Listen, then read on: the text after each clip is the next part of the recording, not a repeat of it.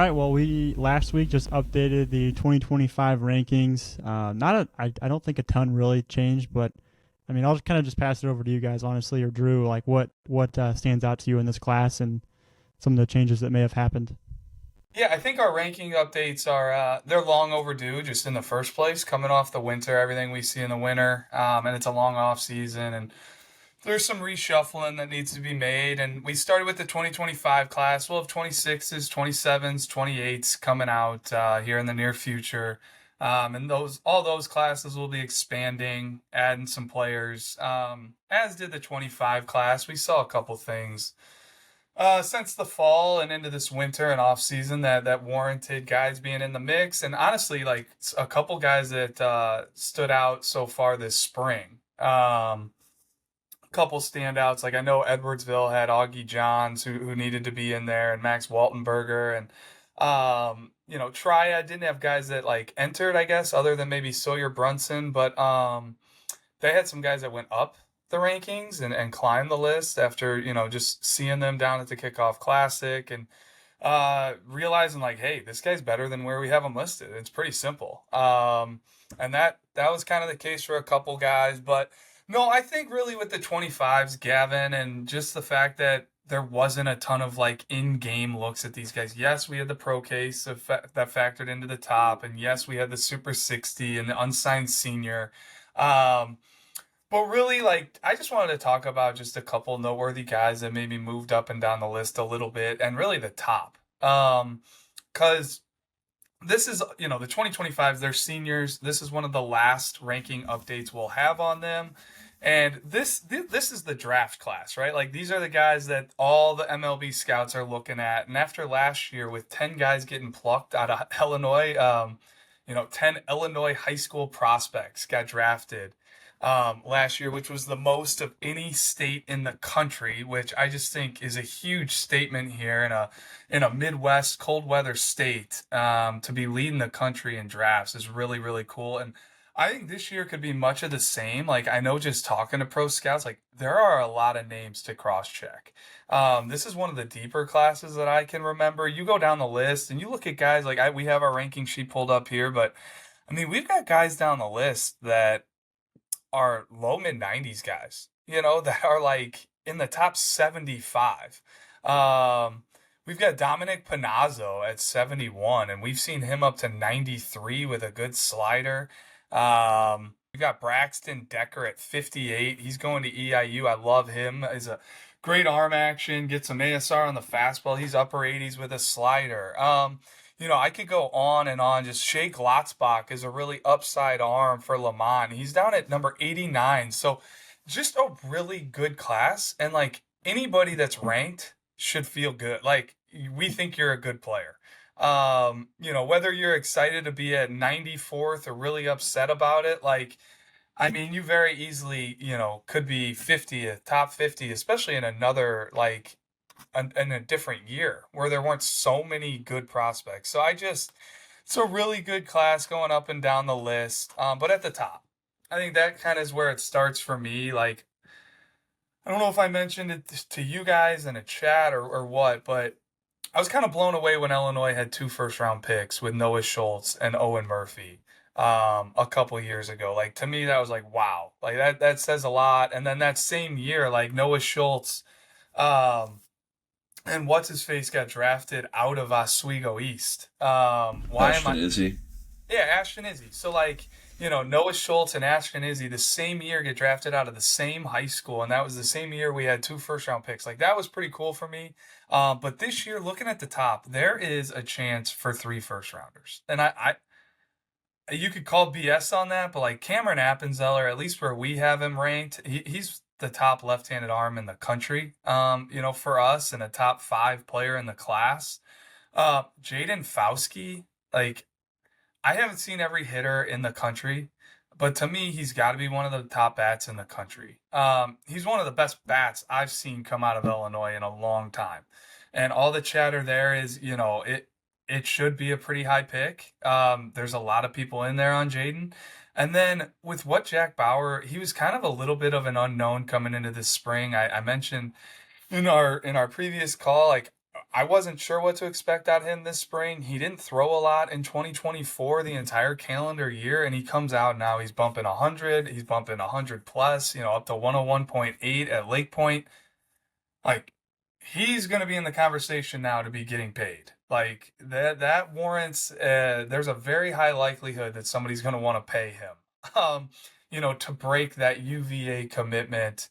Because all reports were like, hey, he might go to school, this and that, but now he's touching 102 and he's flashing a big time breaking ball. So realistically, there's a chance we could see 3 first round picks. Outside of those guys, like going down the list, like CJ DeKinga made a huge statement this winter for us. He's maybe not the most now guy. We have him at number 4 in the rankings. And I think this whole thing it's a floor ceiling debate with a lot of these arms and a lot of these prospects and a lot of these players. And DeKinga is a position player that, to me, he wowed me with his physical stature, his athleticism. He was a 6'7" runner. He jumped out of the gym on our vert test, and then watching him play third base, like, he is a natural, true third baseman. He moves well. He's got body control. It's a loose arm.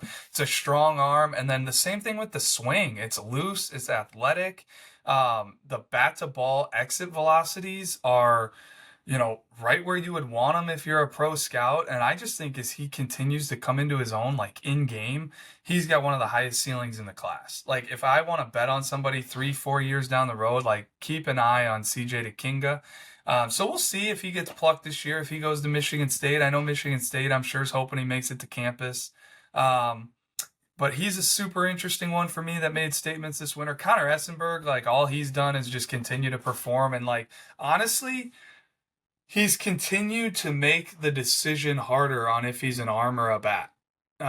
It's the top two-way guy in the class, and all he's been doing so far is raking from the right side, and then he gets on the mound. He's up to 94 with stuff. Committed to Kentucky.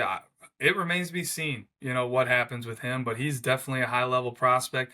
Brandon Shannon's a super interesting one for me who made waves at the Super 60. He had a great kind of finish to his 2024 and was nails all year last year in the spring from McHenry. But I know people are in there to see him. So, like, okay, maybe he's not a first rounder. Like, he could be a top 3-round pick. If his off-speed stuff continues to tick up and show well and show feel and prove to be out pitches, like, his fastball is certainly going to garner attention. It's been up to 96, 97 so far this spring. And you look at his frame and the way it works, and there's more to dream on with him. You got Quinn Shambo, who you talked about, Peter, when you went and saw Libertyville doing it behind the plate. He's a QB1 as well. Ethan Moore, one of the best bats in the class, like true bat to ball guys. He tore it up at area code last year. Tyler, you saw Aiden Flynn.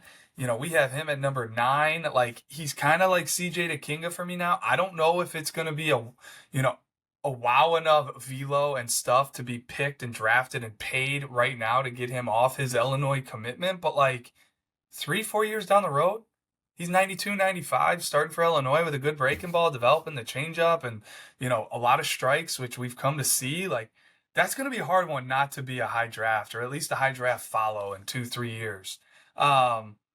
And then behind him, you got Joe Chirotto. And to me, like, Joe Chirotto is just like Essenberg. It's like, take your pick on what he does better. I love him as a position guy. I think he's a dynamic center field prospect that's all over the barrel in game. He's got tools.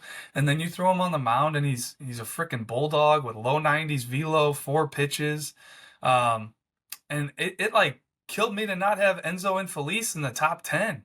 So I think he's one of the best bats in the class, and he was a Super 60 guy, and it's loud, loud, loud every time he swings the bat.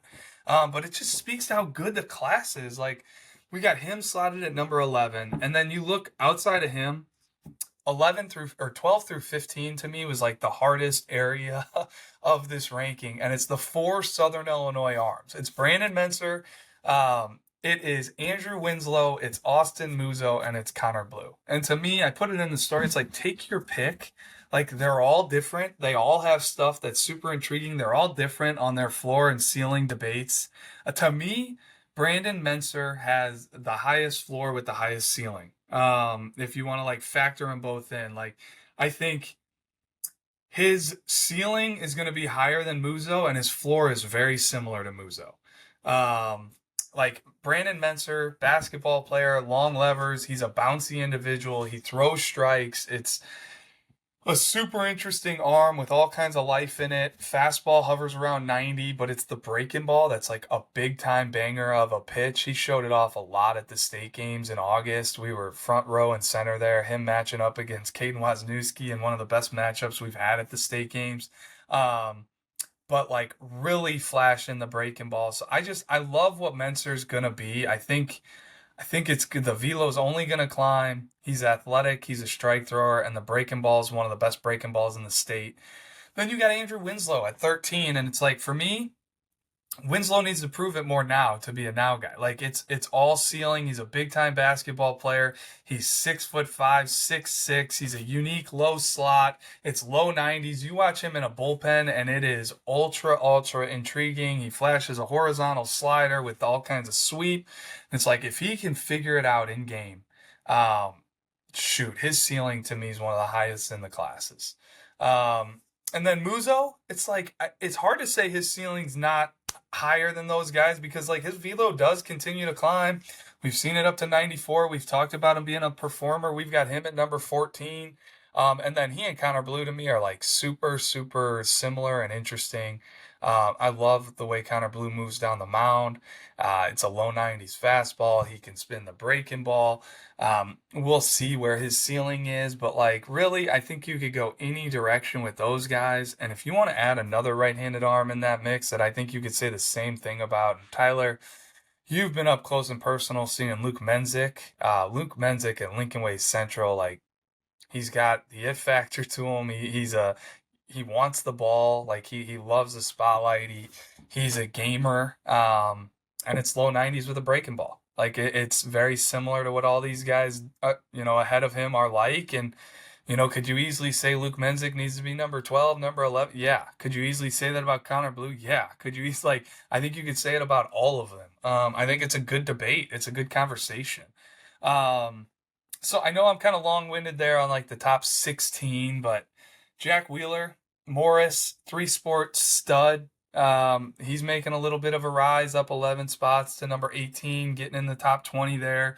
Getting pro interest as he should. Like it's how you would draw it up from like the look, the uniform, wearing the uniform right. Um, Easy strength in the hands. He could play third base. Like I do like Jack a lot.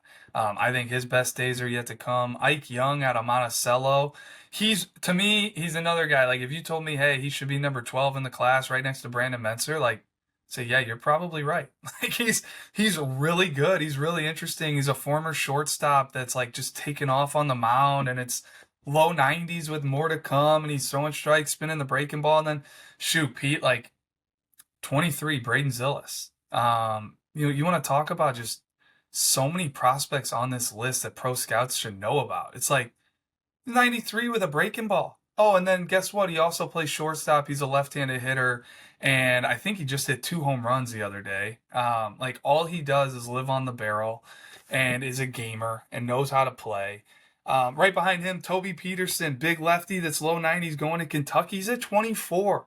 And it's a left-handed arm in the low 90s. Just struck out 10 and 4 1/3 with no walks. Like Gavin Triesenberg, I mean, McBride loves him at Brother Rice. Like one of the best baseball players in the class. He's, big body that's just going to continue to kind of come into his own and add, quality strength and athleticism and bat speed. And it's a really good bat to ball with, the ability to play anywhere on the infield. Joe Olson isn't throwing this year. He's at 26, but he's a left-handed arm going to Louisville. It's low 90s. He's been low 90s, since his sophomore year. Tommy Kramkowski's another arm down there in Southern Illinois, Belleville East, where it's like, shoot, if he was 94, 95 late this spring, it wouldn't be a surprise with a breaking ball. Josh Holst is a low 90s lefty that's uncommitted. He's at top 30 now. He's at 29.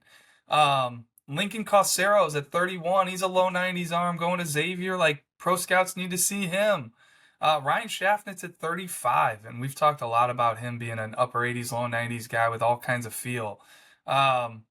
So It's like a long-winded just me talking about, hey, like this is how good this class is.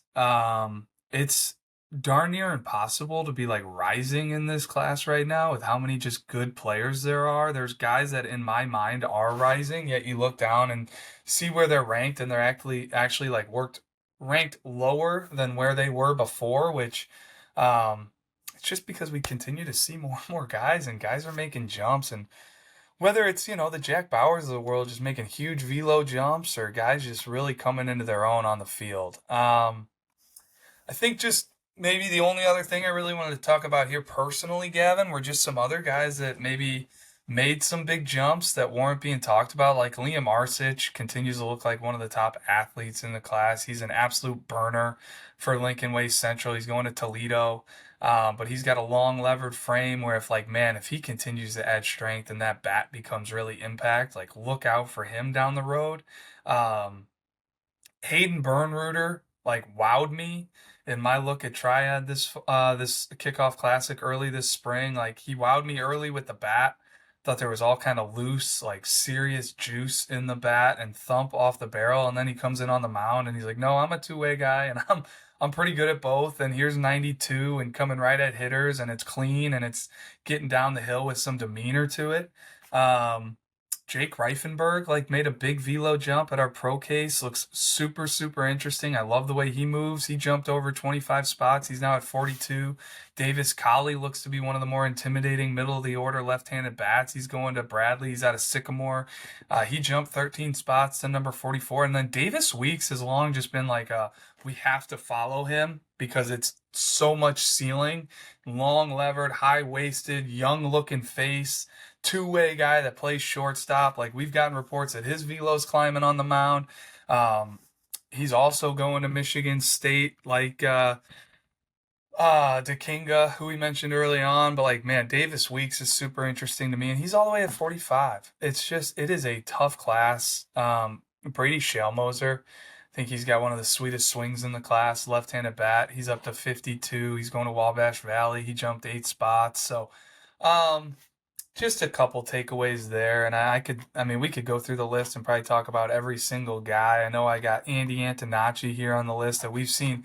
He's up to 93 this spring, I believe. It could have been firmer. Now, he still has to harness his stuff, but he's in like the 150 territory. Sacred Heart Griffin going to Heartland.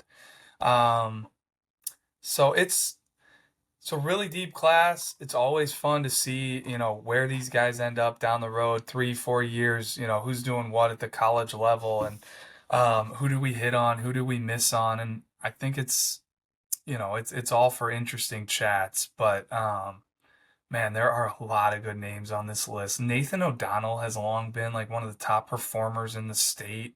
Providence Catholic, he was a CCL Blue Player of the Year last year. Um, He's going to Minnesota. Like all he does is hit. He's down at 34. Um, Drew, can I hop in real quick? please do. Yeah. And I mean, I saw him earlier this spring, and he was 90 to 91 on the mound with a really good slider to go with it. So, another guy, you don't really know what he's going to do at the next level at Minnesota. He could probably easily do both. So, just wanted to throw that nugget in there as well. It's amazing like how much I like these guys and you see him and it's like, hey, he's 120th on our list because that's just how many good players there are. Like Drew Church, you want to watch a no doubt unbelievable shortstop in Illinois, go watch Drew Church. If you want to see, like, hey, this is how it should look defensively at short, like Montini Catholic, he's going to Eastern Illinois. It's long levers, like it stands out immediately, just him wearing the uniform. But goodness gracious, like that guy can frickin' defend. Um, and I'm waiting, like if that bat ticks up, like he is gonna be a dude at EIU.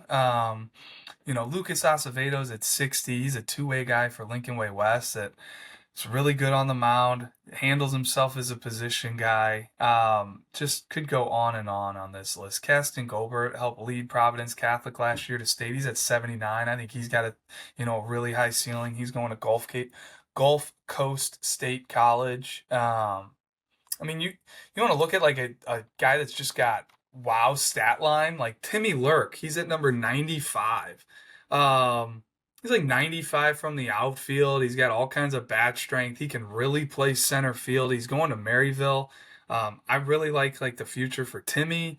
Gabe Deaver, he's at 129. He's going to McKendree. He's triad center fielder. He jumped like 100 spots for me. Just a really, really good player that can handle the bat at the top of triad's lineup. Sneaky juice in the bat. Left, like checks a lot of boxes. As he adds strength, he's only going to become a better prospect. There's three that stand out to me, Drew. I mean, we got Yeah. Who do you guys have? Peter Thompson, Gino Zagorak, and Andrew Tate. Three right-handers that are 87, 88, and 92, and they're all 90 plus. I mean, we like all three of them. Carlos Otero, a future gamer at 83, like can really, really pick it and runs. He's going to Lewis. Hamade 107, like 6'6", with really, really good fastball traits and throw strikes at that size too. He's going Landon to Kirkwood. Loomis is down in the 200s. Physical left-handed hitter for Triad going to Minnesota State Mankato. Can really hit, like gap-to-gap power type guy. I really like him. So many names that, especially by the time they become seniors, it's just like, wow. Like, first off, we have a lot of history on a lot of these guys. To see some of them and like the jumps they make and when they make them is really, really cool because everybody pops at a different time. You know, some of these guys on the list, like how they got to their final number is totally different. Like some guys were really good early and they just kind of stayed that same player. Some guys were not ranked until their junior year and then they just took off and then they continued to go up the list to where they are now. And some of the top prospects in the class like made late pushes. Which I always love to see. Like I'm looking at Hayden Bernreuter. I'm looking at Jacob Parr for Lamont. Made a huge late jump. Davis Weeks is like another one. Owen Roberts. Call him out from Wabanzi Valley, but two-way standout with all kinds of tools that had a huge spring for Wabanzi Valley last year. Joe DeSell. Joe DeSell making a huge jump. That's another one just for like pro guys that I know he's on a lot of people's radar. He's at number 20 going to Cincinnati. And then you start looking to it, like the commitments after you do all these and like where some of these guys are going. Like Cincinnati stands out to me. Like they're plucking a lot of guys in the top of our class. They got Enzo Infelice, Brandon Menser, Connor Blue, Joe DeSell, Tucker King. Tucker King's at 27. Like, guy's a gamer. Low 90s arm with a slider. And then Cincinnati's like plucked a couple guys in the 26 class as well. So that's a school that kind of stood out to me.